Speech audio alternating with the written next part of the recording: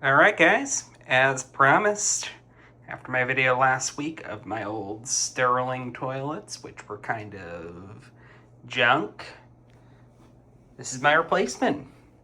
So as you can see here, and I might have mentioned in either the video or the description, I ended up going with TOTO Drake. More specifically, I actually went standard height since if you don't have mobility issues that require you to get chair height, comfort height, whatever you call it, I think Toto calls it universal height.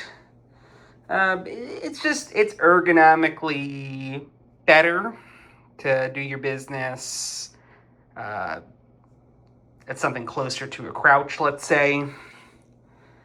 So generally better to get standard height if you can muster it, but chair height's kind of more the norm these days.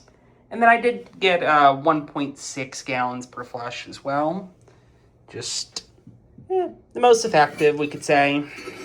The old one was actually 1.28. It was also a little newer than I originally thought. I guess the previous homeowner actually replaced all three at the same time with kind of a common builder grade sort of thing, so threw me off a little bit. But here's a look inside the tank. Looks like we have a September 2025 manufacture date. There's everything in there. Open the bowl, lift the lid. And this bowl does have kind of a unique design to it, where the water actually comes out of those jets right there, and it kind of swirls around. And it's a very effective flush, definitely a lot better than what we replaced. And of course, what I'll do is show you this flush right now. Let's throw this in here, and I'll do my best to show you both the tank and the flush. How's that? There.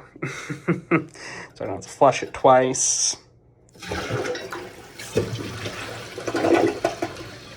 Don't even have to hold it down. This thing doesn't run either, because obviously it's new.